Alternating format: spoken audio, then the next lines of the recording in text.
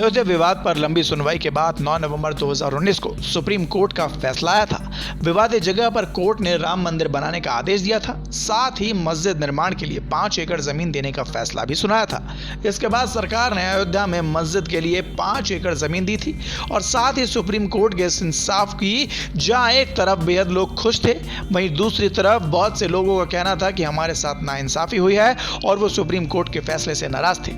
लेकिन अंदर ही अंदर सब ये जानते थे कि सुप्रीम कोर्ट का यह फैसला कितना सही है और कितना गलत। इसके साथ ही मस्जिद निर्माण और राम मंदिर निर्माण के लिए डिजाइन भी तैयार किए गए, जो कि काफी नायाब थे और वैसी खूबसूरती वाकई में ही पूरे जहां में कहीं नहीं थी। लेकिन भारत में मस्जिद के डिजाइन को लेकर भी बहुत से इस्लामिक धर्मगुरुओं ने आपत्ति जताई थी। उनका कहना था कि इसका डिजाइन इस्लामिक मान्यता के विरुद्ध है। लेकिन कहीं ना कहीं सब बेहद खुश थे कि आखिरकार अयोध्या की जमीन पर राम और अली अब एक साथ अपनी कृपा बनाए रखेंगे।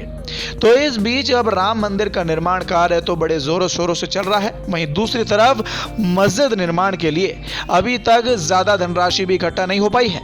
इसकी बहुत सी वजह है, लेकिन अब मस्जिद निर्माण को लेकर एक बड़ी खबर सामने आई है। जी हां, मस्जिद निर्माण का काम इंडो इस्लामिक कल्चरल फाउंडेशन यानी कि IICF की निगरानी में हो रहा है। फाउंडेशन ने 9 महीने पहले सरकार से दान पर टैक्स में छूट देने की मांग की थी।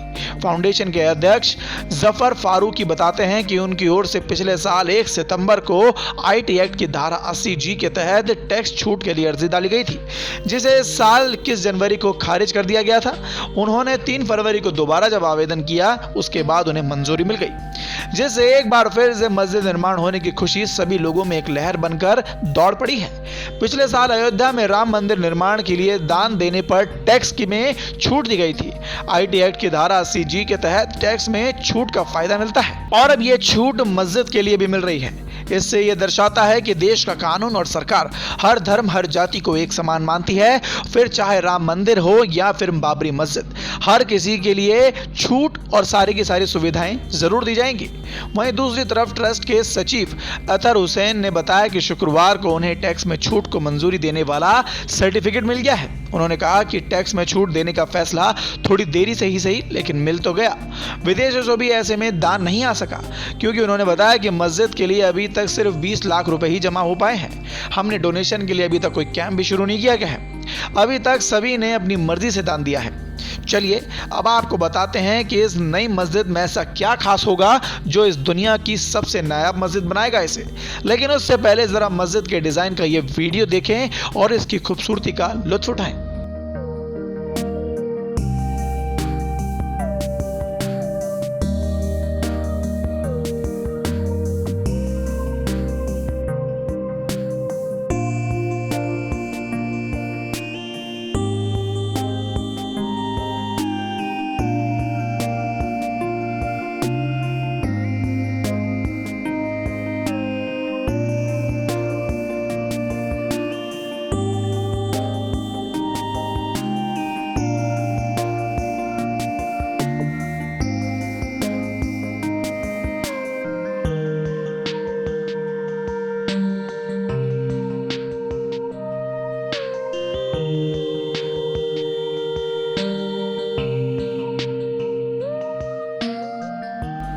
मस्जिद के लिए सरकार की ओर से अयोध्या के धन्नीपुर गांव में 5 एकड़ जमीन दी गई।